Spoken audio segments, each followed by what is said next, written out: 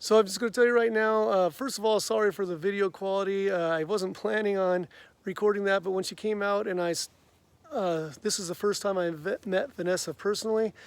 She's helped us out over the phone. She just got the job at Valley Ag. Once I realized how much knowledge and information she was going to have, I decided to record it.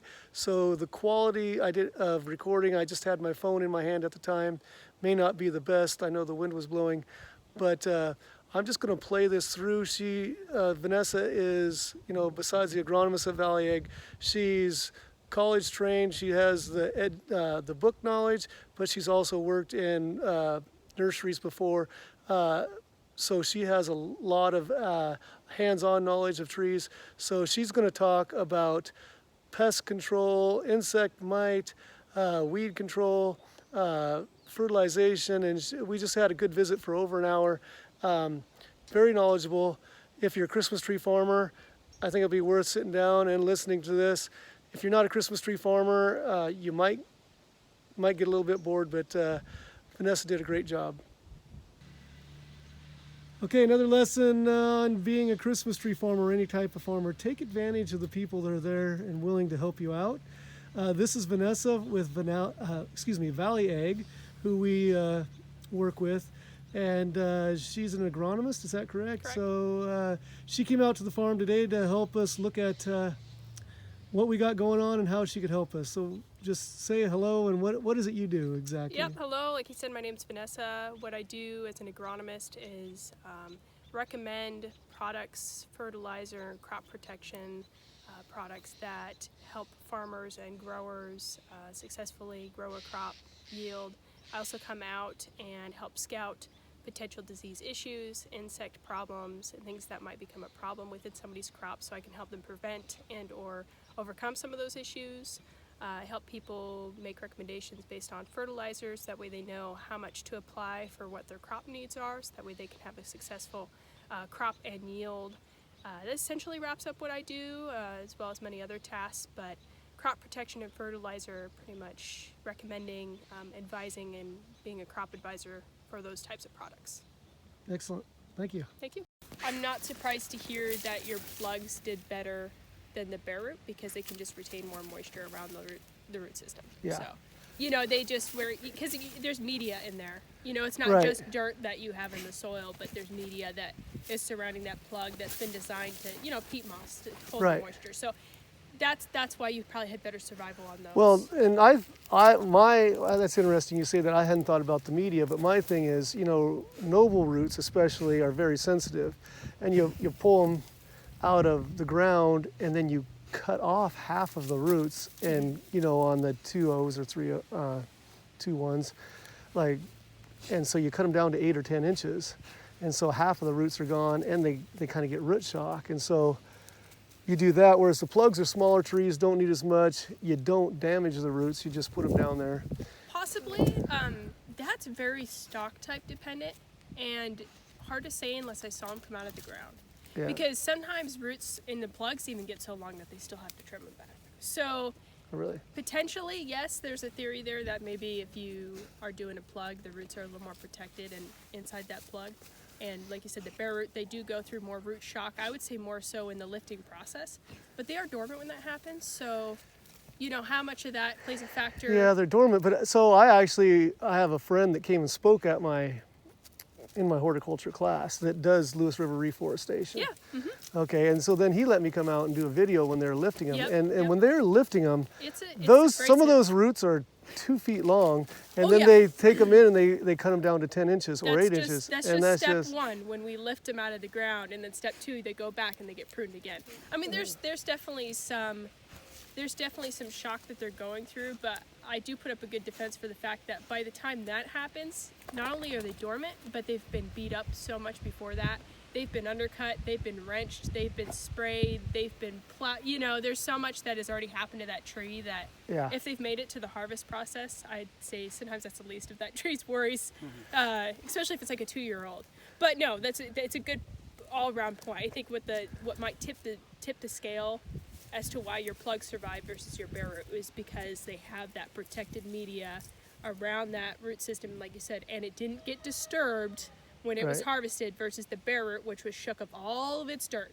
All the dirt got shook off in that process, and then, yes, it did get a trim, which maybe the plugs did, I don't know. You know, I wasn't there Yeah. standing watching, but that makes a difference. It does. Okay, so this is something I was going to talk to Barry about, and we didn't have a chance to yet.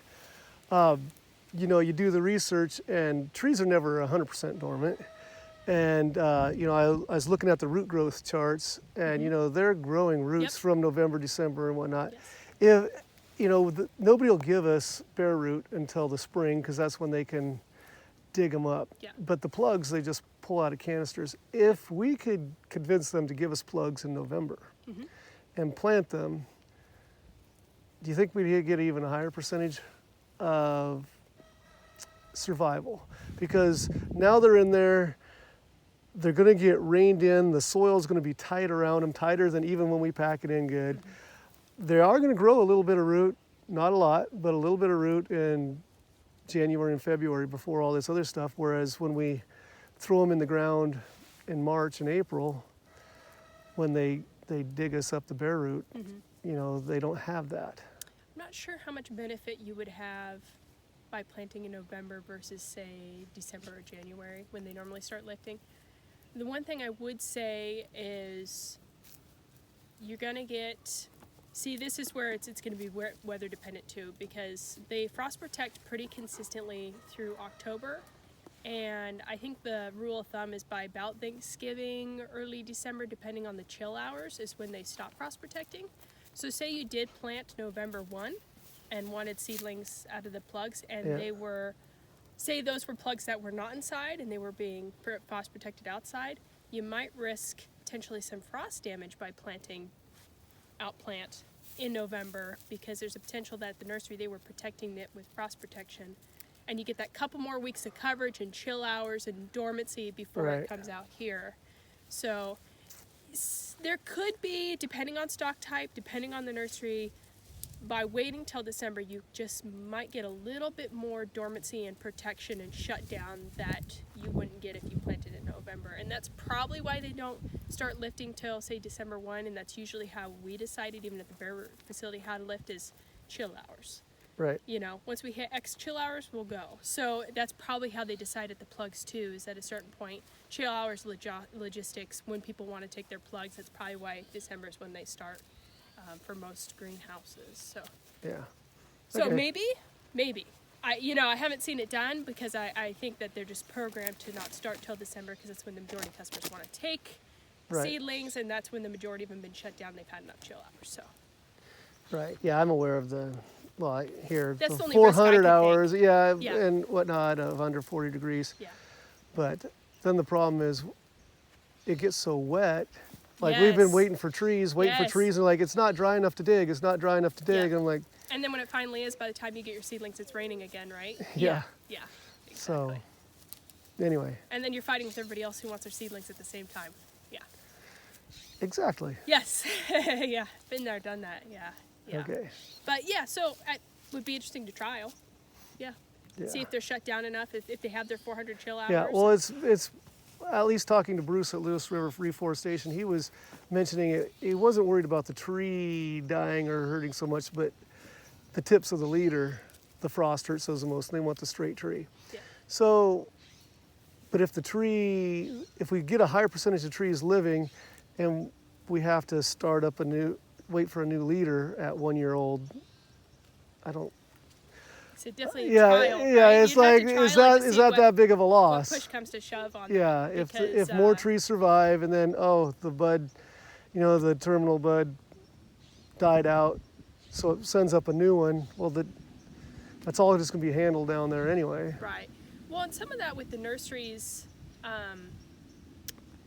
I would think if I was in a nurseryman's shoes, like I was in the past, some of the things that would run through my mind is, am I logistically ready?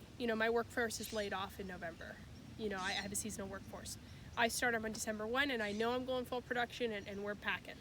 So there might be a logistical challenge on the nursery side. Say if someone was interested in packing 10,000 seedlings November 5th, they're going, my crew's not here. So that's also something, labor is something else to kind of think about there. And then something else that would come to mind at me, if I had folks that wanted to take seedlings in November, if I can't frost protect them and continue to protect them as much as I know, okay, this is a good product for sure, it's hard to let your product go out the door. Now, if you have a great relationship with your nursery, obviously no issue, but let it go out the door. You would want to make sure it's a really trusted customer, because otherwise what might happen is next thing you know, they got damage in November, but the grower, say they didn't immediately notice. Frost damage especially can take a while to show up. And then next thing you know, your name's on the street and people are going, oh yeah, I bought these 300 nurseries from so-and-so nursery and something just didn't go right with them, da-da-da. Well, now your name's out there with that little tagline. Right. What happened with these seedlings? And people go, I had something happen with that. I wonder if, it's just kind of a product integrity too at the same time, where it's like, rather not go there and not have to have that discussion or have that symptom appear later and then we're wondering what's going on. So just other reasons why maybe. But hey, it's one of those, talk to your nurseries and maybe they want to set up a trial with you. And they too might just be as interested. So you never know. Yeah. Okay. Yeah. But yeah, not surprised about the plugs doing better. I've heard that with drought tolerance and everything. Yeah. That doesn't surprise me too much. But as far as the damage you've received, like you said, definitely the south and south. So where I'm standing, sample a little disoriented because I came from that way. That's west, isn't it? Yes. Okay, west, east, so kind of south-southwest facing is where you got the most damage. Yep, the southwest, the afternoon Makes sun, sense. and It just came over and it just cooked. yes. There's some trees that you could just stand on the northeast side and go, good looking tree. You step to the other and then you're side, going, and it's just like, ooh. whoa, Yeah. that didn't do so well. Yeah, especially seedlings. And there's over the past couple weeks, it's been a postmortem, talking to customers, how you doing, because there's only so much you can do to prepare for something like that. It's record temperatures. So on our end, the last thing we're going to do is try and sell some sort of silver bullet. That's just not what we do. Yeah. It's like, yes, is there some protected products? There are. Is there foliar nutrition programs you could do to help, like with interior needle loss and damage? Is there antioxidant products? Yes. But when the heat gets that hot, I even kind of, I step back and I go, they're supposed to help with drought conditions. These are products that are supposed to help that tree combat stresses like that. But with 106, 110, and we know it hasn't been tested in that, because you do field trials to determine the efficacy of a product. We haven't had temperatures like that. Yeah. What was then how do we know 116? it's I could believe it was 116 here. 116? See, And, those and products just are tested in like the 90s maybe. Yeah. High 80s. We're not 116. Well, the interesting thing is, I have friends going down to Las Vegas here soon, and they're like, Las Vegas is getting a record high at 117. It's like, that's 1 degree warmer than my tree farm here in Washington. You're It's like, wait, that's their record? It's like, yeah, how here, could man. it possibly be? And so no wonder our trees didn't stand a chance. Yeah. So you do have products that, obviously not for 116 degrees. That was 11 degrees warmer than I ever remember it being on since we've had a farm. Usually you break a record by 1 or 2, but that was 11 degrees. Yeah, it was significant. See, that's where it's like the last thing I want to do is go out and say, oh, I got this product regimen you could do, and no, definitely not going to do that, because when you get temperatures like that, I would.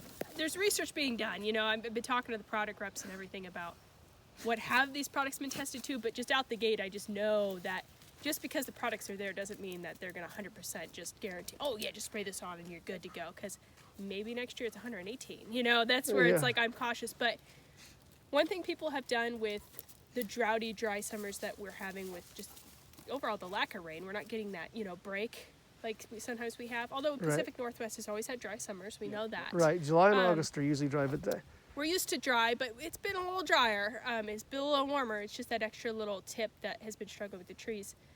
People do a regimen of, and this is just by trade that we've seen a lot, calcium and magnesium foliar products in the spring, late winter and into the spring. And some people say put them on right before you're going to get, say, a couple days to a week before you're going to get a spike in the heat.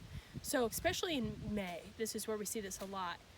That tree is coming out of dormancy, it's going into its growth, and it is breaking bud, and it is, tons of succulent growth on it. Brand new growth, just really, really weak growth that could get burned really easily.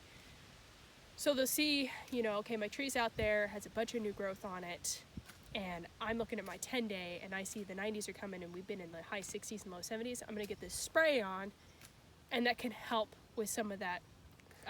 Is you that a know, liquid or a powder? liquid? Yeah, it's a Okay. foliar liquid that you would apply to the trees. That can help with some of that. Research that I've actually read helps more so doing that same thing, like a late winter application of like a calcium or a magnesium chelated material with interior needle loss. I don't know if you've seen much of that. I know me and my husband, we don't have Christmas trees, but we have forestry Doug firs. And after that last heat wave, we had a canker problem I already knew about. So every now and then I'd see a little flagging. We'd go snip it out, whatever. But after this heat wave, we have lots of interior needle loss. And I mean, it shows up, it's like that was from the heat, you could tell. Because you come out there, and you got a green tree, and you look into there, and it's just everything aside from last year's growth. You got last year's growth and this year's growth. Inside just yellow. And we know that those are just going to cast. So that's a scenario where I believe maybe a foliar application may have curbed a little bit of that, may have helped us out. Like I said, record-breaking temperatures though, so maybe. That's just kind of my caveat there as well. It's been proven to help in the 80s and 90s. That may have curbed some of that. Another method you can do is there's products on the market that are calcium-based. So some of them are calcium carbonate, some are calcium carbonate, calcium acetate together. Those are marketed as almost like, think sunscreen. Like it's a high rate, 2 to 4 gallon, and you gotta get good coverage.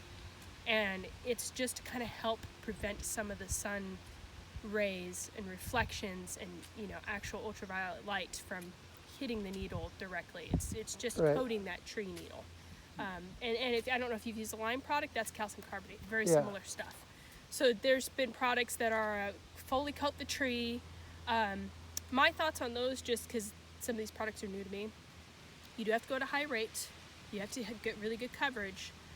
If you get rain and consistent amount before that heat comes, or if you say, oh, we'll just apply this once or twice in the summer, you definitely got to target better than that. You got to know that heat's coming and target it, within a week of that heat, because the dew, the moisture, it's gonna bring it off the tree, just like your sunscreen would when you go swimming.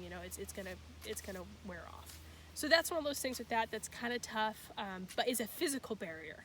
But then the calcium also has modes of action to help that tree. So what kind of cost are we talking per acre? So the quote that I have for some of those that physical barrier one we just talked about, those calcium products, that'd be about like $35 a gallon.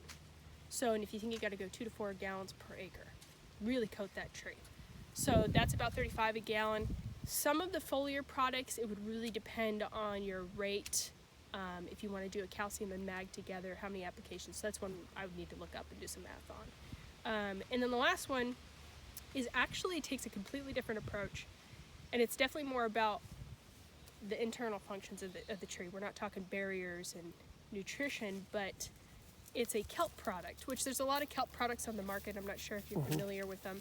But with the kelp products, the idea behind it is they've taken material, genetics, what have it, that's patented, and they don't market it too much as to how they derive this, but from the kelp that they get, the idea is kelp sits out in the sun on a rock for 12 days during the heat of the day. And then the tide comes up, and then it's covered under really cold temperatures underwater. So you're drowning it, you're droughting it, you're drying it out, you're wetting it back down, and it survives this cycle of constant stress.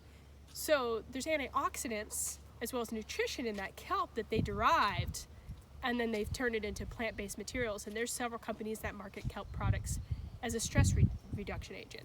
Essentially, by spraying it on the tree, it's going to benefit from some of those same antioxidants that help basically deal with that type of stress. Really cold temperatures, really droughty temperatures, really salty, soil, different things that might, because the kelp experiences all of that. So somebody else much smarter than I figured out how to go. That has something that allows it to survive that they were able to derive and use for a plant product. So those are kind of 3 avenues that people might approach. And that's where it comes down to, that's my question too, and it'd be interesting to see some products get out there. The calcium and the mag applications during high peak temperatures, very common, producers been doing it for a long time. The calcium physical barrier product is something that's been very popular in fruit production, apples, cherries, whatnot. And then the product that we have is called Guarantee from the sea kelp. That's something that people have used intermittently in all kinds of crop production industries. So it would depend on what kind of approach you want to take. I don't think just using one is necessarily the way to go. If I were to approach it, I would say I would want to trial the kelp guarantee product throughout the spring, because that's not one you want to apply right before, like say the physical barrier. You want that tree to actually have those antioxidants and be able to basically build up a defense and a stress response. So it's something you're going to spray within your production regimen. And then the foliar application nutritional, that's something as well you kind of include in preparation, say a week or two before, knowing you're going to get that heat. And then the physical barrier is kind of your, we know something bad's coming, we want to get this on to just physically protect the tree. So yeah. So as far as chemically, how safe are they? You can see we sprayed right down the rows to kill, Yep, just and create then a we left herbicide here and barrier, we've yeah. Barry's slacking on mowing. Just kidding, but I mean he's done a lot of mowing. But you know, we usually keep this mowed down, but because we're not huge fans of a ton of chemicals. Like, so are these kind of So more... those three products, the nice thing about that calcium carbonate product, and I'd have to look at the labels themselves. I'm not sure if they're organic certified, but one of those products is just calcium carbonate. That's all it is. And calcium carbonate is the same as lime, and that's an organic product, or Tums. It's all the same deal. Same calcium carbonate used in your concrete. It's just limestone. So that makes me lean to that's probably pretty darn safe. Like I said, I have to look and see if they have any trade patent or anything in that label, but I immediately am going, that's a pretty safe one. That guarantee kelp, I would have to check and see if that's OMRI too, but that's also a very safe chemical. And then your foliar nutrition, also very safe. So none of these really include any synthetic chemicals or they anything. sounded like they were. They're just patented formulations. So sometimes there's a non-active ingredients in there, inert, that has a reason why you don't want it on your skin or you don't want to breathe it, and so you'd have to really break down those labels to know for sure what the dangers are of it. But just based on what's in all those, we're not talking paraquat here. We're way on the other end of the scale as far as safety. So Okay, not to go too deep into it, but it brings up an interesting question for me. So when I took the applicator's license test, and they talk about protecting yourself and all this other stuff, which I agree with. And now we use a fair amount of chemicals, and we're trying to do less and less. Then my father-in-law got Parkinson's. okay. And I kept telling my wife for years, I said, he's farmed 1,000 acres for years, and back in a generation where they didn't worry about chemicals. Yep. And I said, there's a very good chance that the chemical, and she's like, no. And now you're starting to see, commercials on TV. Did you spray Roundup? Or you this and that? And You're are you entitled suffering to a class action lawsuit. and so, now we've got other people saying that they could do it. So I'm like, I don't even let my family or myself spray Roundup at home without a paint respirator on, long sleeve, even if we're just doing a little bit, Right. What do you think? Thought on that? Well, I mean, right out the gate, any of the products that we would sell for us out of our facility, just number one, we follow the label. The label has been, and the active ingredient has been backed by the EPA with a really high safety factor. So when they go through all the testing for a specific active or product to actually make it to market, they will find out what the lethal dose is here, and they'll go, all right, for just so we know your pets, your infants, your everything is safe, we're going to go anything 20 times less than that, we're going to consider an acceptable dose, right? From lethality. So they do a really good job on all the products to make sure that when it's getting marketed, anything that you're wearing as part of that, but say it says wear gloves or respirator, you're following the PPE on the label when you're spraying, and you're following the REIs and everything that's required in order to keep everybody safe, then I personally, doesn't concern me. I'm going, great, you're following the law, that's been tested, follow the labeling, make sure you're not entering that area once you've sprayed, understand how it moves in the soil, understand how it can move in the air, and that's kind of where we come in to kind of help people. Can you go spray dicamba on an 80-degree day? Well, you could. Could you do some damage? Yes, and we would never recommend that, and that's kind of where we come in, and actually a lot of our job is to kind of help advise based on safety and drift and off-target damage, because The label will say, well, don't spray when it's too hot. So then people are going, what does that mean? Don't spray when it's too heat. What does that mean? So then we kind of can help based on what's going on in the weather to make sure there's no phytotoxicity either. So anyway, I'm getting off on a little bit of a tangent. As far as safety goes, aside from just following the label and exactly what that label says to do per the EPA, just reading the research. You know, the news, you know, civil and criminal court, two different things, as we know. Yeah.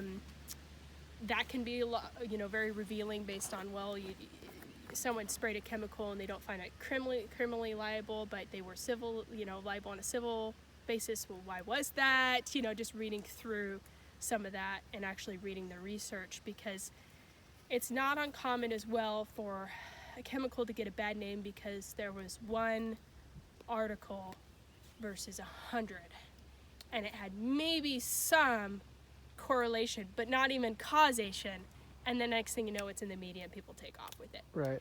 Also, people, you know, and this is my personal, not Valley Ag talking, when people go to court because they had a disease or a symptom or something bad happened, how do we know that those people followed the label to the T every single time? Right. They stored it. We just don't. There's so much. I go, you know, what really happened? You never know. You never know. But I mean, some people get those diseases that never are around chemicals too. Heck, there's like every day there's some stuff we're finding on our, oh, you know, that turns out that over-the-counter drug. Oh, we're starting to find links of this or that. Plastics, or, you know, our air is not as clean as it used to be. It's just like, what causes all these things? It's hard to target. Right. But I don't blame anybody for saying, hey, I just want to reduce chemical usage. Usually that just means you're going to have more labor, you know, or maybe more fuel use, you know, and it's an exchange. You know, I don't want to apply as much glyphosate, but that means I'm going to have to mow every other week. Okay, so you're going to have to use diesel fuel, and you're going to have to emit that into the air. What kind of trade-offs are you willing to accept, and what works for you? You know, where, depending on how you approach it, do you have labor available? For some people, it's like, well, I have to spray because I can't get enough labor to just run mowers all day.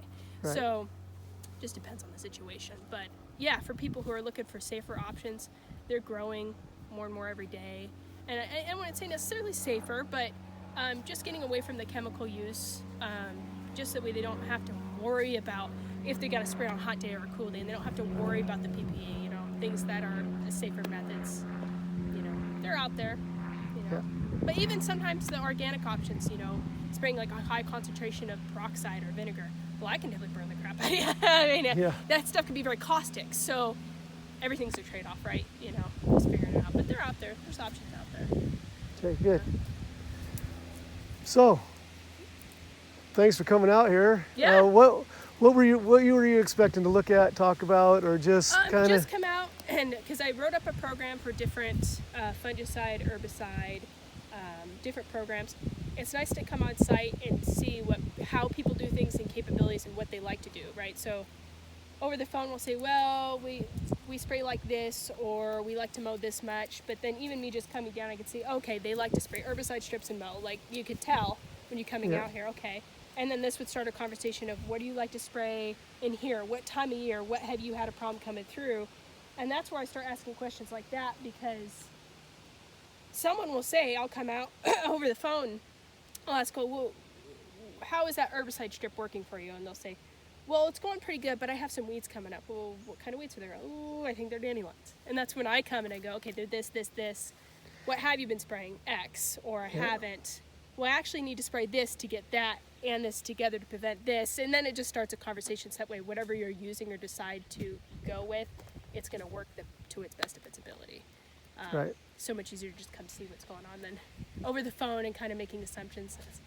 Just make a trip down and see what's up. Well, we appreciate you coming out. Yeah. I've already enjoyed the conversation, what we've had already, but so yeah, this would be our ideal thing. Actually, there's a lot of trees on the other side that are just circles around the trees. Yep. This, I don't think it's a true dandelion, but this, when we were spraying Westar, can we even get Westar anymore? Not anymore. Okay. Not from us. Yeah. We can't get it anymore. When we were spraying Westar, it seemed like we were killing everything, and then we had a sea of yellow. Yes. Yeah. Just asters coming up. No, it's fox ear. Fox ear, yeah. Cat's ear. That's what. Excuse Yep. me, Cat's ear. Yep. cat's ear. Cat's ear. Yes, the Yep. whole thing was a sea of yellow. That Yep. was after all that money we put into, trying to, Yes. sterilize the ground. We were going to do the Well- whole bare dirt and trees thing, Yeah. and And- that didn't work. Excuse me. That's tough because talking about herbicides and Christmas trees. There's no perfect silver bullet that's just going to sterilize everything. Something, and if it's out there, we'll find a way, because maybe it wasn't there before, but now that it's nice and clean, it has its opportunity finally, right? Yeah. Before it was the grass and it was out competing or whatever it was that was coming through and, I just can't keep this clean. I'll use this and it'll kill it. Something else is going to go, yep, it's the 1, 2, 3, or 4 weeds that has a mechanism to divert around that herbicide, and then that will be your problem. There's never a... Yeah. So, that's just, one of the last thing I should do is, like, as working for a chemical company, is to say, come out and no herbicides, perfect bullet, da-da-da-da. But everybody, it would, agronomically, wouldn't make sense to say, come out. I can do a good job of helping you keep it really clean on a good spray regimen and try and target the different weeds. If this one didn't work, maybe we need to tape mix it with something else, and then that will keep it clean. But it's very rare that just one herbicide sprayed once a year, walk away. It's just not realistic, especially the weather. The rain's going to wear it down, eventually. Yeah. And then if you really did have something so strong and broad spectrum that you could just spray on once a year, walk away and it's clean, how is that working? And that's what we're getting really good at with our chemistries, is chemistries that target what you have on site working residually for a long time without the residual being environmentally hazardous, right? Old school chemicals, like I said, like the paraquats, it worked great on XYZ. What is it doing in the environment? Is it breaking down the soil? Is it, runoff? Whatnot? You just got to wonder what else. If it does it work? Is it too good to be true? Fumigates, they're broad spectrum. Yeah. Use those broad spectrum fumigates and you mix them together. Oh yeah, you'll kill everything, but it'll come back with a vengeance. You kill it all, and when it flares back up, it's coming back strong. Or whatever doesn't make it through, that's strong, and it's going to repopulate. That's what happened to us. Yeah. I'm pretty confident that's what happened to us. Yeah. Yeah, because we tried it for 2 seasons, paid the good money with this was West Star, Yep. and how defeating, wasn't it? It was Yeah. just crazy defeating, But because it kept it clean for a while, didn't it? You're going, a nice. short while. Yeah. That was a short while, because it seems like the cat's ear, it would wither, and And then then just boom, come boom. back. Yeah. It's like It had no competition. it went through Yeah. a weight training session. Yeah. It was tired, and It then had it got no strong. competition. Yeah. It had all the water, it had all the sunlight, no competition. And now, like you said, now I got this one species that is being unkept like it was before, because it wasn't competing with, mix of weeds and vetch and, Queen Anne's lace and carrot. It's nature, right? But yeah, there's things, I don't know if there's a Christmas tree label for it. And that's another thing that's a challenge. Sure, there's chemicals out there, and there's a lot of them that could do a lot of cool things. But is it labeled in Washington? Is it labeled for Christmas tree use? There's cool chemicals out there right now where, that would work great on that, but it's not legal to spray Christmas trees, so we're not going to spray it. Yeah. And there's reasons for that, and some of them are for what we just talked about, residual efficacy issues. If it's a chemical that needs to be used in corn, wheat, cotton, we don't need to be using it in everything else and wear that chemistry out when we're using it in other areas. Right. Save it for different crops, for different things. That way it creates diversity in what we're using, and not everybody's just using one thing. Otherwise you just ruin it for everybody faster, because it's residual will build up faster. Yeah. So there's a method to that. But yeah, so saying creating herbicide strips, just making sure that's the biggest thing, that when you come out and look at Christmas trees, is just good weed control is so key, as you know. So our issue, we'll spray. This was Roundup. Actually, Okay. I had a little bit of West Star left in here.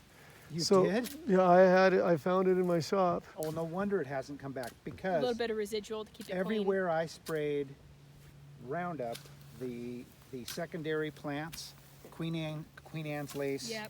Yep. daisy, Little bit cat's daisy. ear, came right in. Yep. It's just like, and then you can't spray around the new growth Yeah, unless there's something Yep. we can see. That's the other thing.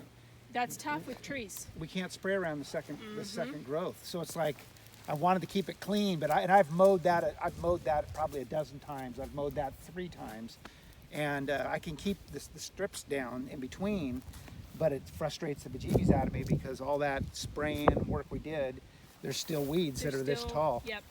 And it's the secondary stuff that we can't kill. When did you spray these strips here? Well, he did. If he put Westar, see this, you'll have That to was look. probably, goodness, probably I did it over spring break, so It was probably the first week of April. First week of Nice. April. I mean, so far, No, I didn't know you did Westar. And If well, you there go was a look at what I did, Westar you'll and see Roundup. there's just a big glyphosate. difference. Yeah. Yeah, because you're just getting that first burn down. Yeah. You know, and then give it a couple weeks, and if there's other seeds in the seed bank, they're going to come up with those weeds that you burned down more. I mean, it's doing a pretty good job. No, holding that's the doing majority great. back, If for we had sure. that happen, see, I haven't even been in here to mow, but if we had that happen and I mowed, which it would look clean. Mm-hmm. But like I said, everything on that side of the farm and everything down that direction, Herbicide strips are dirty. they're dirty. Yeah. Yeah, seriously dirty. Yeah. And I don't, what do you do? Well, and then it comes back to the, like you said, I'm going to apply a pre-emergent. Is it worth my money? I'm going to have to come back with my time and labor and Yeah. my mower to just fix this. You know, that's where it's just really put pencil to paper and figuring out if it's worth your money or not. Exactly. Was the Westar worth the 3 months of control I got at the rate I used? Do I need to use a higher rate to get that one extra month just so I can capture those last few weed seeds before July, and then it dries out, and then boom, I'm good till harvest season, right? Yeah. So it's that constant give and trade. How much of chemical can I apply? How high of a rate can I go without getting it on my trees, or say poisoning the roots, or doing any damage, but then getting a really good hold for as long as I need it to until we're dry enough that the weeds aren't going to come up because they're not Exactly, getting enough which water. is right about now. It's that sweet spot, exactly. July. Right about now, whatever comes up, it's just not going to be that vigorous, and you're like, I'm not worried about it. Dandelions are not growing 3 feet. Exactly. Yeah, your cat's here and stuff. You're passing a germination phase where it's just not wet enough for that stuff to be coming up. Yeah, So, yeah. and then it becomes a fall thing. Yeah, Westar. I think the longest pre-emergent available that we would have would be a flumioxazin, like a SureGuard. Not cheap though. I want to say you're up there like $100 an acre. So But that, you're not if spraying- we're doing strips. I mean, as I say, but if you're spraying herbicide strips, it'd probably be you're $50 an covering acre. way bigger area. Exactly. Yeah. So that's a whole other story. It's like, well, actually, I'm mowing half of it, and I'm spraying, but that chemistry sprayed when you still got bare dirt before the trees are awake. That's one of them. You want to get it on the dirt Yeah. and pretty much off the trees before they start waking up. Yeah. Because if you were to get that spray on new growth or trees that are waking up, they're not dormant, you could do some damage. So then it starts that whole conversation about, well, how high of a rate can I go and at what time? And that's where we help. That's where we come in with the timing. Yeah. Because we see enough trees, we could say, hey, trees are still hardy till this point. If you spray something like this at this rate, you're good to go.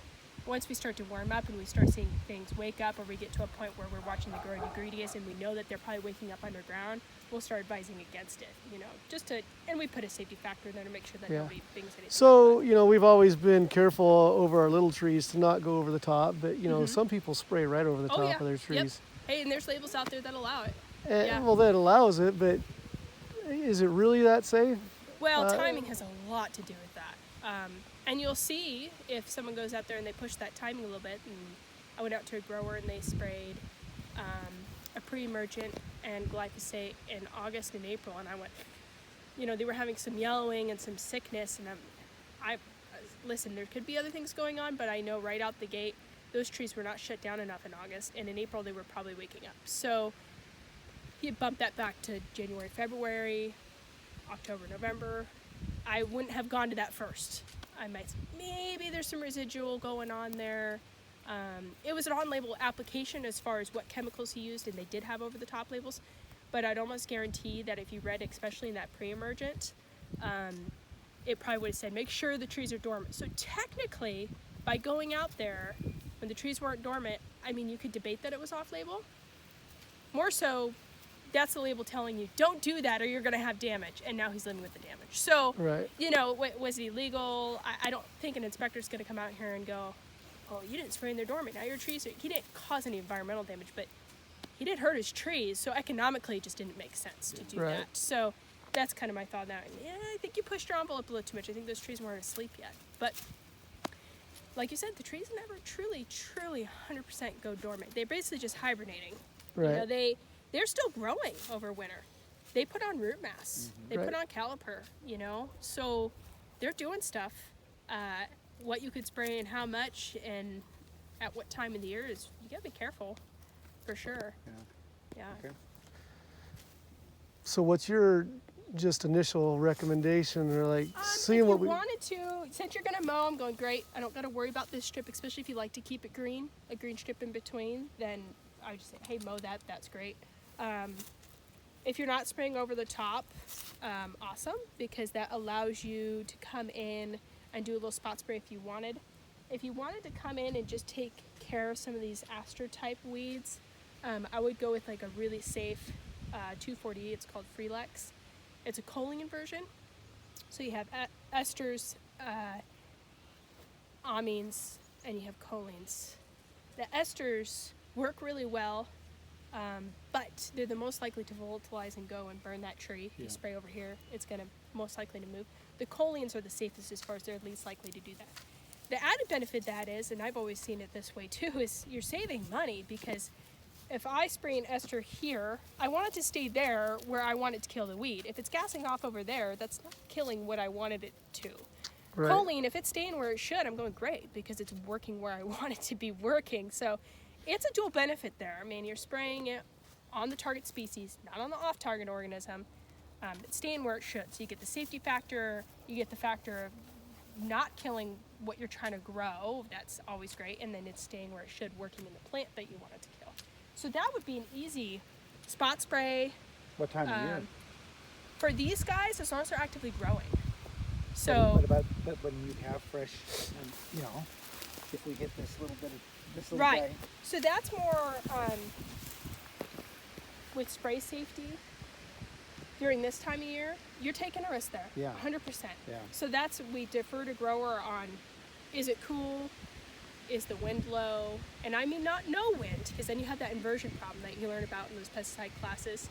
If there's no wind at all and I'm spraying at 6 in the morning, you might not actually be spraying at the ground. There might be kind of, you're standing in an inversion, it's kind of just floating right here. Yeah. So you think that you sprayed there, but it's actually kind of gassing around here, and then as it warms up, it moves.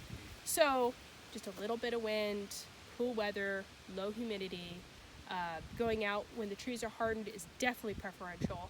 Spraying any time that the trees have new growth on them, you're always taking a risk. High course, coarse nozzle, anytime you can backpack spray and spray right there, you're greatly reducing your risk versus coming with a boom sprayer, obviously. Yeah. I sprayed there, the chances of it gassing off versus boom sprayer, you greatly reduce the chance of it moving somewhere where it's not. Adding a sticker, adding a drift reduction, using something like a choline version, there's a lot you can do where if you need to come out in season and do a little spot spray that can greatly reduce. So what are some anything. choline products that we'd recognize, and what are some ester? So choline would be like your Freelex, that's a 2,4-D, Okay. or Bassland. So Garlon, have you ever used Garlon? I think we did Trichopyr once, yeah. products. If you're familiar with Crossbow, Yeah. Trichopyr is in that. So the Trichopyr part of that is Bassland, Garlon. They all share that same active ingredient. Bassland is the choline version. Okay. Ester versions, they're usually just labeled like 2,4-D ester, 2,4-D LV4. So you could take that active ingredient of 2,4-D, and it both have a choline and an ester product. Oh yeah, in an amine. We saw all three, depending on what the use is. There's some chemical tank mixtures where we don't want to mix the choline with this tank mixture. It doesn't work right, or the choline isn't compatible, or the ester isn't compatible. So we might choose a different acid type formulation in order to make the tank mix compatible with each other. So, and maybe burn down, depending on the weed, like the cuticle surface. Ester might work better. It'll do a better job penetrating and getting in there and burning it versus, say, a choline. But the choline has a safety factor. So there's a lot where we might pivot on products, and that's something else we do is, hey, I need 2,4-D. If someone came in today and I said, do you have to have it? What's going on? What are you spraying it in to make sure it's a legal application? If it was like this exact situation, I would go through that whole thing. Are you hand spraying? Make sure you stay away from the trees. Make sure it's a cool day, not too windy. You know, just give them all the information they need so that way, hopefully, if they're going to go out and do a little spot spray, they're not likely to damage their trees. There's always that factor. I cannot guarantee it, Yeah. but I do have to just try and give as much knowledge as I can to who's spraying it to just, you know, do the Right. best for them. This time of year, spraying is always, herbicide spray during active growing anything is always risky with, and we're specifically talking trismus trees because so many of those products could work on the tree.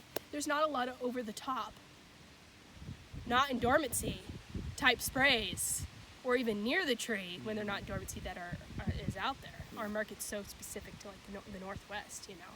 They're busy creating labels for cotton and corn, you Yeah. know. So yeah, you're limited for sure. Okay. Sure. But yeah, I mean that would be my thought. If you had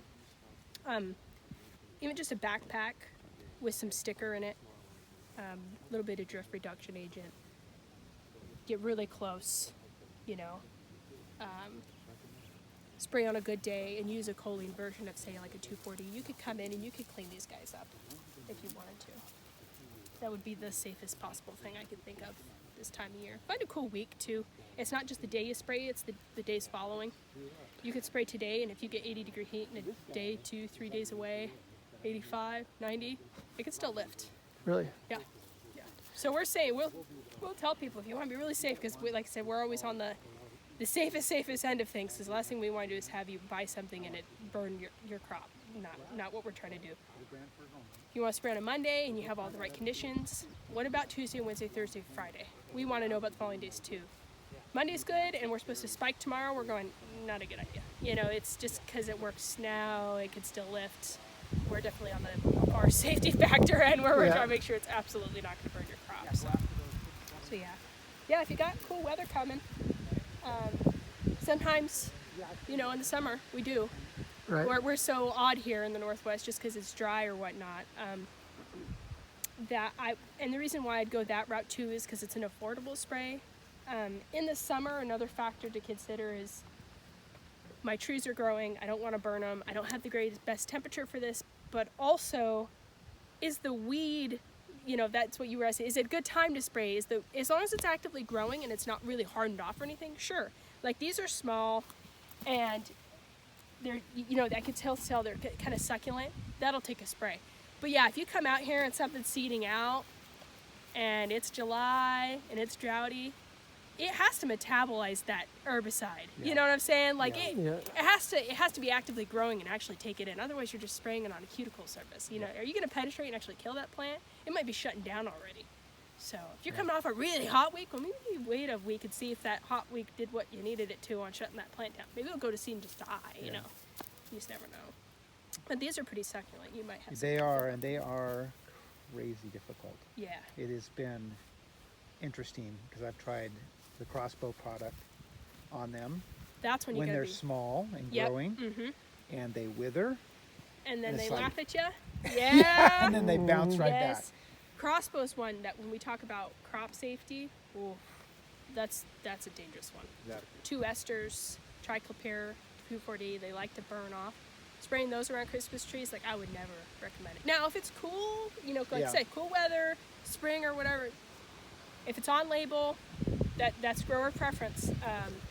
But yeah, that's one where it makes us really, we actually stopped selling crossbow because people buy it off the shelf and it had a big, like, kind of non-crop type label on it. Yeah. And using it around the farmstead.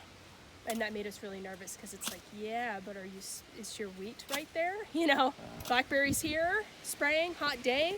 Oh, it moves. It's one of those that's really known to move really Good to easily. know. Good to know. It's great chemistry. It works well. Not necessarily unsafe. You know, I don't want to come out. It's a product we've nope. sold in the past. I don't want to promote anything wrong, but it's just one of those you got to be careful with. Yeah. But it works fantastic. There's a reason lots of people use it. You just got to be careful. Yeah. Okay. Yeah, it's an ester formulation. It's one of those that can move around. So, yeah, that's where I like that Prelex because it's on the other end of the spectrum of safety. So, and maybe, you know, with stuff like this, adding in like an MSO or something like an oil with like that 2,4-D, I'd have to check the label and see what surfactants the choline likes. That was another thing we talked about, you know, tank mixing and everything. I'd want to see which surfactant they recommend. But like MSOs this time of year can be really helpful when you're spraying in that droughty, dry weather to still kill that weed. It might be that little extra spike that you need to make sure it's penetrating that plant. And surfactants for the price you pay per acre for the jug, because you only add them in, you know, maybe a pint an acre or something. Yeah. Oh, it can make that chemistry really work well. Huh? Yeah. Cool. Yeah. Well, let's walk. I want to show you. Yeah. I want to show you this. I didn't realize you used Westar here, and that looks a lot different than Oh, you got like a luck clover. And yeah, I mean, Yeah. all the secondary Yeah. clean space, thistle. Plantain. Uh, Oh, yeah. I mean, that was clean. That was Yeah. clean through May, and then all of a sudden it starts. You know, it's the new growth of the other secondary plants starts to come in. Well, and that's where it's tough. People do it. They'll come back in and spray. I don't know how they do it without harming the trees No, anymore. I don't anymore. A lot of people have tree guards for the small ones. They Yeah. have like, you know, think of like a clam gun. Yep. No. Physically just put a barrier around the tree and they spray around it. Exactly. Because you can't, glyphosate once in the spring is not going to hold you, you know. Yeah. It's No, not, so. It's been, you know, we've been doing this for several years now, and it doesn't hold, and I won't spray it. I learned the hard way. Yeah. I damaged too many trees. Yep. Trying to do either. Well, and say you have it this week and you put the guard around and you spray, and then you get some hot weather and that chemistry moves around a little bit, it's right near the tree. Exactly. Now, people do it all the time. You know, there's people who with very large farms who send crews out throughout the spring, and they have good luck, but they got tricks of the trade as to how they're doing it. You know, there are some things that help is spraying like a glyphosate without surfactant in it, so it's less likely to stick onto that tree. Guarding the tree, spraying in good weather. I mean, there's things you could do, but you know that's hard. I think as a supervisor, if you're sending people out to make sure you're targeting really good spray weather, so you can continue spraying through the spring without having any damage. People do it. People are really good at it. I don't think if I had the experience, I would be going. You know, has to be on the weekend. I work 9 to 5. You know, do I have good enough weather on a Saturday? Is it going to stay cool through Monday, Tuesday? Am I not going to hit the tree? Yeah, and we're just you know. a small tree farm. I mean, we're not even a big tree farm. I don't know how they do it. Yeah, it's pretty amazing. I think most tree farms use a pre-emergent product. Yes, Goal is like really popular. That's one that's out there. We sell it under a trade name Galligan. Oxyfluorophene. That's a really and one of the reasons why is because it can be very tree safe. I would not worry about Goal getting on the trees when they're dormant. Not concerned. I don't think it has an over-the-top label. It doesn't mean that people don't spray it over the top. So what time of year would you put Goal on? Get it on when you still have bare dirt. So that's one, especially almost all pre-emergents, they want soil contact. So because that's how they're going to work is they get into the soil profile and it creates a profile within the soil, say, you know, 1/8 inch, 1/4 inch down into the soil, depending what kind of product you're using, depending how good of a rain you get to penetrate it in. You spray it on, you get the rain on the bare dirt, and it keeps those seeds from germinating and coming up. So that's a perfect example with pre-emergence. What's going to come up, whatever can make it through the soil profile, whatever's under the soil profile. You know, the idea is that they can't come through even if they're under it, but what's going to evade that? And that's where mixing it with a contact herbicide is really common, because you're burning down what's there and you're pushing Right. the As I rest say, of we the don't pressure. have bare dirt right here. Right. So we'd have to do like a fall spraying Yep. to kill stuff, and then and do then a come back. pre-emergent in And the with your spring. fall spray, it wouldn't hurt to spike it with a pre-emergent, so that way it kind of holds it, so that way you don't get anything in the meantime while you're waiting to put on, say, your spring contact pre-emergent spray with like a Goal. Like I said, that's probably one of the most heavily used is Galligan. And then the other one out there would be like a SureGuard. That's a flumioxazin product. There's a series of chemicals out there in Dazaflams. I haven't used them because we can't actually get them through our company, but under the names of like Marengo and Esplanade that people have used. Another product that has Goal, oxyfluorophene active ingredient in it is called Clean Tracks. That's actually labeled for conifer plantation. So there's some out there that you can play with and spike the take. And that's actually what we recommend is try and get like a contact with a pre-emergent on in the fall, because it will do so many favors coming in through the winter, because it'll hold back a lot and then hit it again in say March, and then hopefully that kind of gets you through. So Cool. yeah, kind of a two-step program, but from there it's experience on what comes can I do to kind of clean that up? For some people, if it's U-cut, they go, well, I just want to keep it mostly clean so that way the trees aren't under stress pressure in the growing season, just because I want my trees to do well. But if it's a little dirty, that's okay. Nobody's here. But then they do want it, hey, I need something I can spray later in spring that will keep these really tall weeds clean while I have people coming through my property, just so it looks nice, because people want to come to a really clean, mowed place to come get their Christmas tree. And then for more of a commercial side, if they're doing wholesale, it's tough based on seasonality. They can spray in the spring, but they don't have time to spray when the trees are actually shut down because they're harvesting. They're trying to, you know, go nuts on shearing and get everything tagged and bundled and shipped and cut. You know, that's hard, because I'll say the same thing to them. Well, is there any way you can come in late October or something, you know, and get it pre-merged down? They look at me and they're like, you kidding me? I'm so busy harvesting. It's like, yeah, you know. Some people have the crews, some people don't. Some people have it in their routine. Some people are just so busy trying to get it all done that, hey, we'll be happy if we get some stuff on starting in March and we're not still planting. You know, it's a constraint for everybody. So, but that's something, if you're worried about crop safety, if you already use glyphosate, maybe try spiking it with some Galligan. That was one thing I did right into that program. Yeah. So let's say we start putting that down and then we're planting new trees. So Galligan is really safe if they're in the soil, and they have, almost every pre-emergent will have this on the label too. They want it to be established in the soil either A, for amount of time. They'll say it needs to be X amount of years old, needs to be in the ground for X amount of time, and then the least restrictive you'll probably see is make sure the soil is packed around the roots. They want it to have a couple of good rains, and they want to make sure that soil is packed around the roots to kind of protect them. So that way there's not creases leading that chemical directly to the tree seedling, because the tree seedling's ability to metabolize that is what determines if you're going to have phytotoxicity or not. Because a lot of these chemicals could work on the non-target species that you're trying to protect. It's that species' ability to metabolize and kick that herbicide off without having any harm that makes that chemical work on the weeds and not the tree. So that's why we don't want to spray in hot weather, and that's why we don't want to spray when they've just been planted and all these things, because it's not that tree's immune, it's just that tree has ability to just digest, and boom, you're out of here, it didn't bother it, and so you don't notice any phytotoxicity effects. So. Okay, so but we're going to be planting 2,000, 2,500 trees this year mixed in amongst the mature trees. So how do we handle that? Mixed in amongst the mature. So what you would want to be careful is not necessarily spraying the pre-emergent, depends on the label, before you plant. And if you do, you have to be really careful to make sure you don't get that topsoil in near the roots.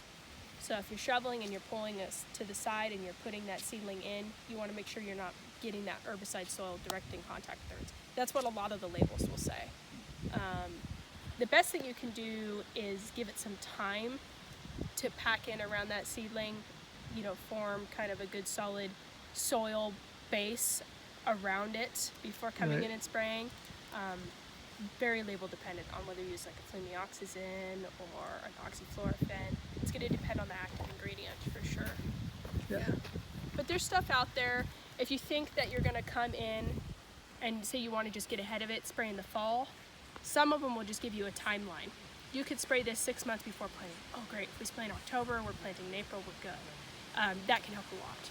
So depending on what chemistry you decide to go to, sometimes that fall spray can be really nice, because then by the time you come in and plant, you might be past the time in which that chemical is going to do any damage if you plant into it. Yeah. So that can be helpful too. Okay. Interplanting's tough. When it comes to doing an herbicide regimen, that can be one That's that I hear all the time. you know, with us just being U-cut now, because we've got an 8-foot tree, we've got a seedling. We've got an 8-foot tree, we've got a seedling, and it's just. Yeah. So it's not like, oh, I'm not worried, you know, a little bit of spray on the bottom of the 8-foot tree. Right. Whatever. No worries. But it's going to get sheared off or whatever. Yeah, it's or the that's top gonna, of the... it needs a handle still anyway. We'll just trim those off. Yeah, totally. Whereas the seedlings, they're just not prepared. They don't have that soil, they don't have that root system. The soil's unsettled around them. They're young, they're coming from the nursery. They're shocked. They just got transplanted, so there's like so much more going against them. So they need the protection from the weeds, but then achieving that for them can be challenging. Yeah. It's like, man, these guys, they don't have a good root system. I can't have weeds sucking up all the water and sunshine. They need everything they can get, fertilizer. but then Yeah. at the same time trying to achieve that. I gotta be careful around those though, because they can be stressed out. So it's a kind of a 20/20 there a little bit, for sure. Excellent. But yeah, I mean, just based off what I see, I can send those labels over to you and kind of give you some of the precautions that you'd want to look at. Good questions on like when I can plant stuff, because that would impact on some things. I would think so far, based on what you've said, maybe a fall spray would be the best alternative. And sometimes with those chemistries, you can change the rate a little bit. Say you could do a heavier spray in the fall, and then if the label allows you to come in, say X amount of months later, and then plant, and if that meets your planting date, then coming in under the right restrictions and spraying a lighter amount that same pre-emerger, just kind of push it through without doing any seedling damage. That might be an option, kind of just changing your regimen on how much you spray and when, so that way you're kind of eliminating any potential crop phytotoxicity problems. So that can be helpful. Some of them, it's tough. You know, you go with a chemical, like I said, it's stronger, it's better, it's tougher. They'll say, don't plant anything in here for a year. Well, that's not going to work, No, you know? we gotta So get you going. kind of, it's like, oh, now we're spinning wheels again. So yeah, there's stuff out there though. And I'd shoot that program out to you. As far as fungicides, have you guys had any problems with any fungal issues, or everything pretty good there? Nothing that we're overly concerned about. Okay, gotcha. I'll put just a basic fungicide on there, so if anything ever spurs you needing to start putting anything on preventatively, say you see something in the corner of the property or see something on the neighbors down the road, and you're like, I want to put something on, because fungicides, most of them best used as protectors than after. So if that's something that starts to become an issue or you're concerned about, it's something you could definitely get on and just start putting into your routine so nothing appears. If you don't have a need for it right now, grower preference. We always recommend doing something, but again, grower preference. Yeah. And if you've never had any problems, great. And Okay. hopefully it just stays that way. Yeah. You know, and if it doesn't, we have products that you can put on to help protect the trees. And that's the thing too with climate, you just never know what might be coming down the road. Never had any issues. We keep getting droughty weather. Suddenly that tree's a little stressed. It turns out there was some sort of inoculum out there, and it just finally got the right conditions on just enough of a stressed tree that it might try to Yeah. blow. What about insects? Any insect problems, mites, adelgids, midge, anything? Well, we had a huge aphid problem earlier Aphids, this year. We I say we aphid. called you about that, and we got aggressive on that. I used to spray every year for mites, but just to kind of a blanket. But lately we've been leaving that alone. Good. Good. And again, we try to be on the less chemical side instead of the Yeah. more chemical side. Not that we're completely against it, obviously, because we're putting some on, but Right. as long as we're getting a decent percentage of trees. Actually, once we get our trees past 2 years of age, where they're burning up in the summer, we get a really high percentage to sell. Yeah. The way we're going. Our biggest problem is that first 2 years of the nobles. Just get them going. Yeah. Yeah. And then after that, even if there's weeds growing around them, the bigger trees have larger A root roots system. and they get more nutrients, they Yep. get more water, and so what if there's weeds there? We just hack them down before, and That's a sentiment that's pretty loud amongst most of the visitors I see, is just getting those trees, like I said, about 2 years. And after that, they usually do pretty well. But getting them started is definitely the biggest, yeah. seems like, hurdle right at the beginning. And then after that, it's okay, like I said, keep everything at bay. Let's do some mowing, some basic spraying. They do pretty well. You could shear off any damage or prune out, a flagging limb. So Right. that way the tree looks nice and it's marketable. Yeah, as long as nothing comes about like a bad mite outbreak or something that causes it to just look ugly. You've seen them if you've had them and sprayed for them. It's kind of, Yeah. we were doing great, and I got one bad mite outbreak, and now I can't market, there's 30 in this corner, they're just toast, or they're just yellow. I can't shear that out. Those issues are kind of frustrating to deal with for sure. But yeah, just getting them started and going. I hear that one a lot. So Nordmans are becoming a lot more popular Yeah, around here, they and are. we love them. Yep. I've heard that a lot too. I've heard you they're know, really stinking hardy. and that they I do love well. them in my house. Yeah. So if you look at the heat damage, hardly any on the Nordmans. Aphids don't touch them, or at least they don't seem to. they might be a little bit harder to shear, but you know. So, what are you seeing out there with other? I'm hearing that a lot. A lot of people are planting ornaments and they like it. I would say, you know, I hear different things about percentages and what direction people are going. Some people that have been in the industry a long time, they said, oh yeah, back in the 90s, I think they said, everyone tells them, start planting noble, right? And then everybody planting nobles is like, oh, we got too many of those. I don't know enough about the industry to say that everybody's planting nobles and that we should be concerned. I wouldn't think so. But I have heard a lot of people saying that, yeah, the customers like them, and they're way easier to grow than the Frasers and the nobles, and they've done well, and they grow I wouldn't say they're nicely. easier than the nobles. The nobles, I think, can shear easier. If you have to cut a top on an Ordman, and then have to train up a new one, that is Is it tough? that is Yeah. tough. Yeah. I've heard of some guys cutting PVC pipe and clamping it wow. on there, and then the new bud growing up into the pipe and then Yes. shooting up. We haven't tried that yet. No. So tough But because it doesn't want to it- grow up Yeah, and it's straight. It doesn't want to grow straight, It so wants to like turn and curve. And you lack of apical control is what they call that. That's interesting. yeah That's that really interesting. that is the one challenge of the Nordmans. But I mean, when you get a Nordman that wants to keep its shape and grow up, I mean, or doesn't want to fight Yeah. the shape, they're amazing. And they hold up well for the customer. Yeah. Keeps its needles for a keeps long its time. needles Yeah, long. Oh, that's cool. We had a small section. I started recommending it to my friends, and they kept going out. Now it's just completely wiped out, and we're starting over. But I have a lot of friends that swear they won't do anything else other than a Nordman. I'm like, well, I'm going to be out for a few years here, but Yeah. but you know, He kept one up for Valentine's. I put it back up for Wow. them. Yeah, it just And it's still the needles. fine. It just won't drop its needles, and it's amazing. That's kind of cool. Yeah. They, coming from the nursery world, I didn't get a chance to grow any, but talking to people, they said that they were hard to get to grow, like when they're very young. Yep. They're very daylight sensitive and heat sensitive. They're just, Oh no, we didn't have that problem.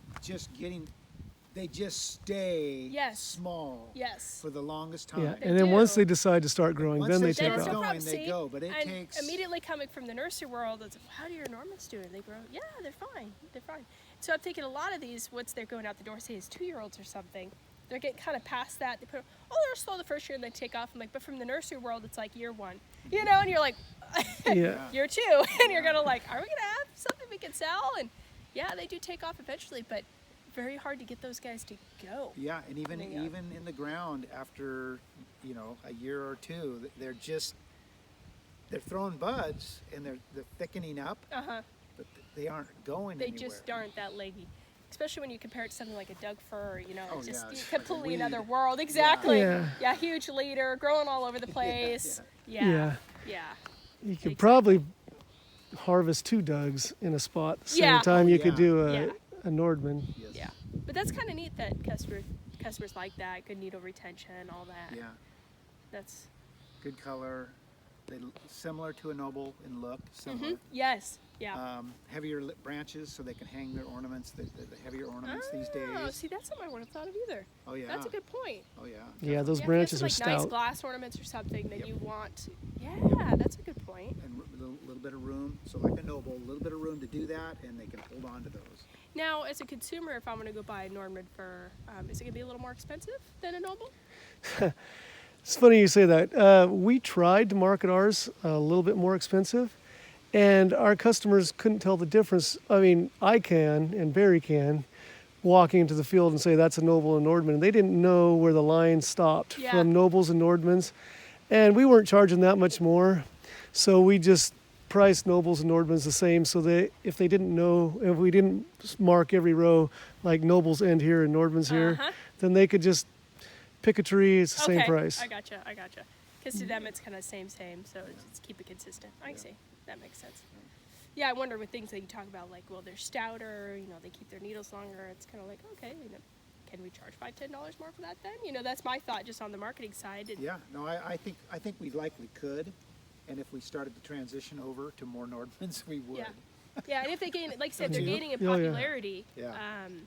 And if they take longer to grow, see, that's what I'm thinking. Yeah, like, they can you take- get a little bit more money for that because it's taking a spot longer in the ground, it's getting that many more applications and that much more weed control and that much more trimming to make it, then I would think that, you know, beckons a higher price. But Yeah, we tried, and we just confused too many customers. confuse people, Yeah. yeah.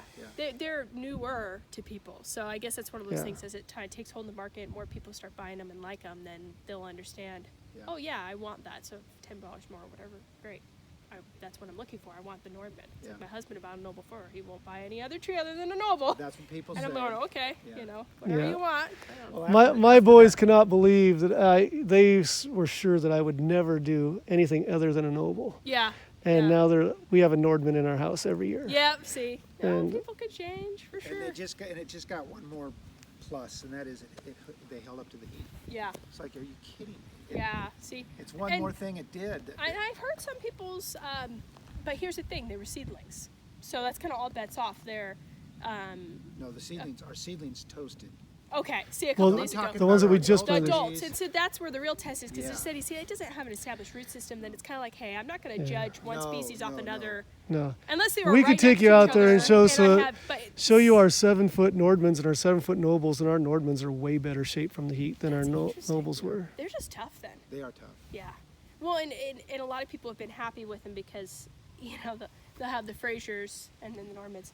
The Frasers are getting hammered with the Delgids and mites. Oh and my gosh. people love them, but I'm just struggling with these. And they're like, and then I come over here and my Doug firs, I shear them, and they grow like crazy. And my Normans, they're hardy as crap. You know, they're just great. You know, they're going, this is, what's good? I'm going to grow these two. You know, I'm going Dougs and Normans now, you know. Yeah.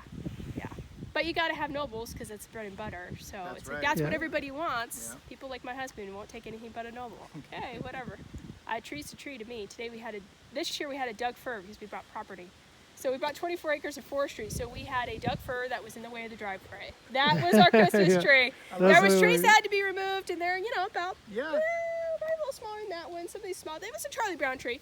It wasn't beautiful, but we're like, It was our $250,000 tree or whatever. That's what we called it. I think that's Yeah. great. Yeah. I love that. It's like we paid enough for the property that tree's going in the house and it's not free, you know. Yeah. I can't see it going to waste. We might do the same thing this year. We might just take one that maybe has had some canker issues or something. Yeah. I know some of my problem children out there might just be one of those. Yeah. We have our Doug firs, Rob. I was just going through them. We have a problem with our Doug firs. What's going They're on? ugly. They're just there's something going on. A lot of needles are gone inside. Yeah, you'll have to take. I was a to look say, at is it yellowing on the inside? it. Yeah, I'll let you. See, take a that's look. the internal needle cast. We can Yeah. go look if you want. Yeah. And that's where the trees were fine all spring. They were beautiful, and then here comes this heat wave, and within 2 weeks it turned dust like that. I mean, just yellow. Yeah, And so it was definitely the heat. I know that caused it. You can actually see they're not even filling in. They're just. Yeah. Yeah. So I don't know if that was a previous one that occurred or what. Not that our Doug firs are a big deal to us because we don't. Yeah, we almost want to just get rid of them, but there's a few Yeah. people that people ask like for them. So again, so that one's not too bad. But if you look like this one here, Yes. this is all They cast a lot. yeah. Oh, and yeah, you can see the. Yeah, and that's the bulk of them. They're just not full like they should be. So I'm just looking for cankers or anything. You know, something that may have caused like a lack of nutrition, you know, circulating through. Or I look to see if it's girdled in any way. See, stuff like this doesn't concern me. Is it something? Maybe, but that wouldn't cause, you know, it's not girdling the tree or anything. I don't think that would cause any issue. That's probably just genetic or something. A little bit of stress, but it can handle it. Yeah, it's an interior needle loss for sure. Yeah. So this is one of those tough things when you look at needles. Usually the underside is where you'd find like any sort of fungus or anything. There are black dots on here. That can mean a lot though, because usually it's secondary. So I see that it's needle's yellow, so these are going to be some of the ones that fall off. And I go, oh, okay, so there's some black fungus on here.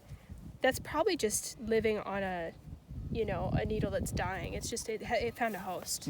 That's probably not what caused this. It's just a secondary illness. But yeah, so unfortunately, if it is interior needle loss, there isn't a fungicide you can spray to protect against that.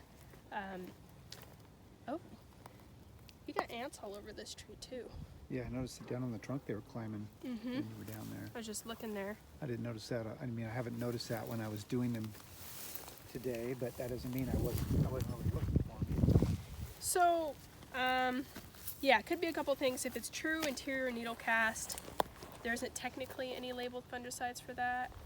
Like a chlorothalonol, like a Bravo, could help at least protect what's there. Sometimes interior needle cast, that's where sometimes those early spring, late winter applications of calcium, like a metallisate, can help needle retention.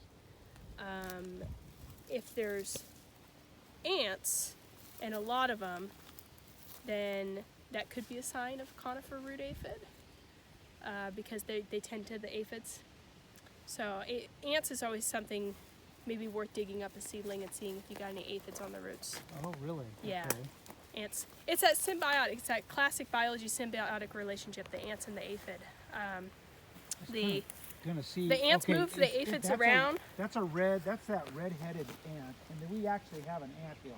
Yeah, that's kind of where I was looking. Where We have an ant hill in this section of the farm. But then that wouldn't concern me so much. yeah, that's but what I'm thinking. Yeah. if you see them going down around the base of the tree Yeah. or on the root line, Yeah. that area, that it's just something I bring up because So the ants are feeding on the There's an aphids? The and- ants- There's actually an the ant honeydew. hill right there. Oh, okay. yeah, because honeydew, aphids secrete honeydew. They feed on the roots. They secrete honeydew. The ants eat the honeydew, and what the ants get at, what the aphids get out of it is the ants move the aphids around. It's classic, biology symbiosis because it's totally mutualistic. The ants will then move their farm livestock around to a new set of roots because they understand that this thing's producing food for me and it's sweet. It's like nectar. So once they're kind of petering out or the tree's dead or whatever, they will move those aphids around so that way they find more feeds, so that way they can keep eating. So it's interesting. Yeah. You'll see that on like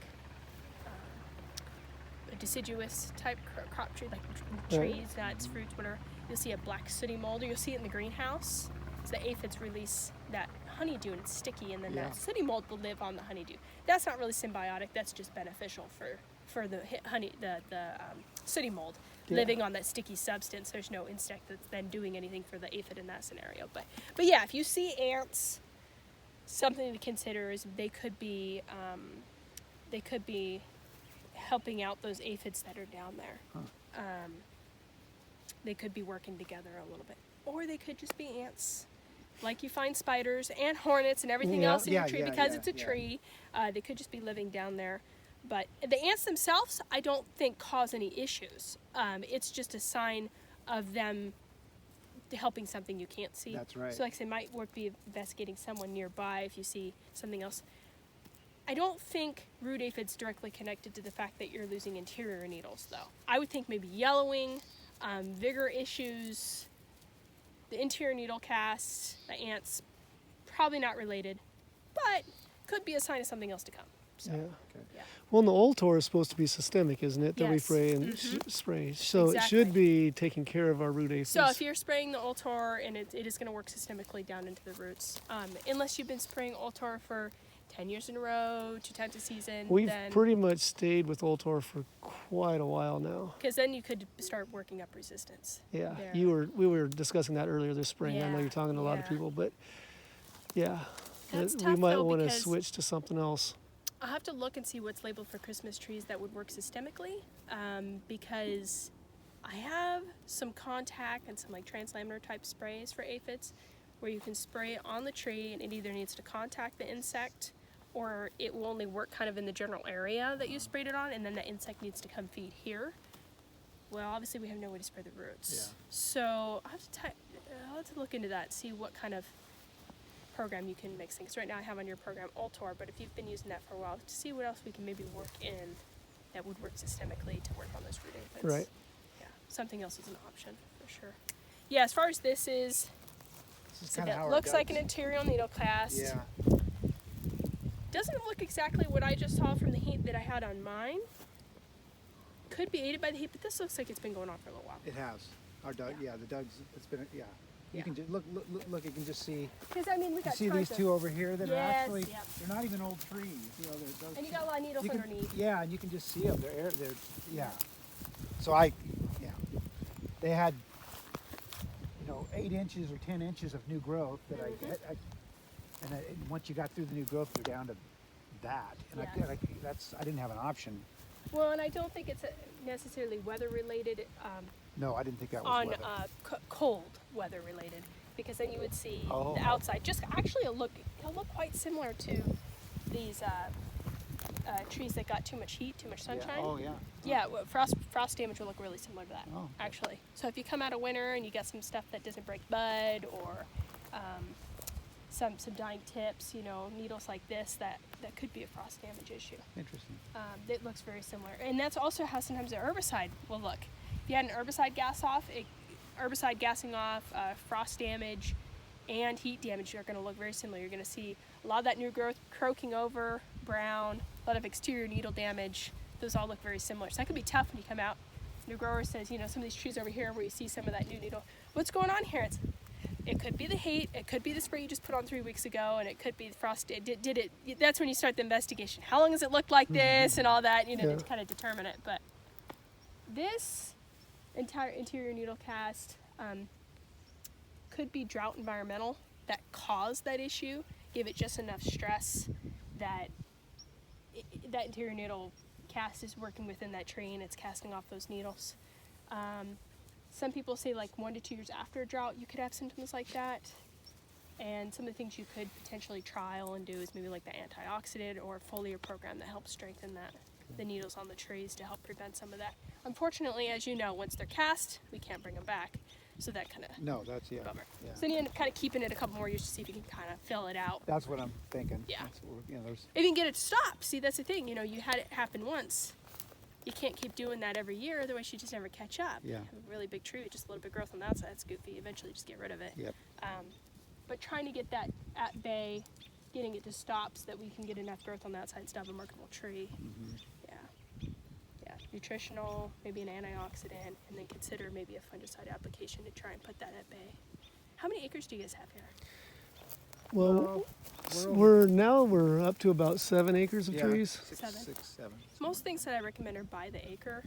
So I think at the worst with some of these products, you'd be 2.5 gallon of something, Yeah. 3 gallon. And you could even be selective. That tree there, oh, beautiful. Yeah. Yeah. But there's a problem there. So, a 2.5 gallon of product to try something to see if you can put it at bay. If it pencils out for you based on what you'd sell the tree for, it might be worth trialing. It's just trying to trial the right thing because it has to pencil. Yeah. It has to pencil out. If I need to apply X ounces of this and it was this much money, it's basic math. It's just, if it doesn't figure out, sometimes, crossing your fingers and saying, well, we'll see if it's past it now. Or you charge more for the tree, right? Yeah. It's it has to pay for itself, otherwise why do it? So, yeah. Well, when you mentioned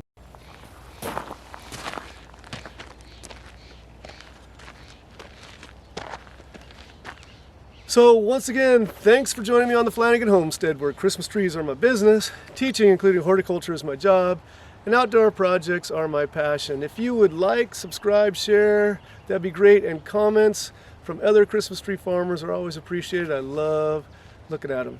Hope to see you again soon.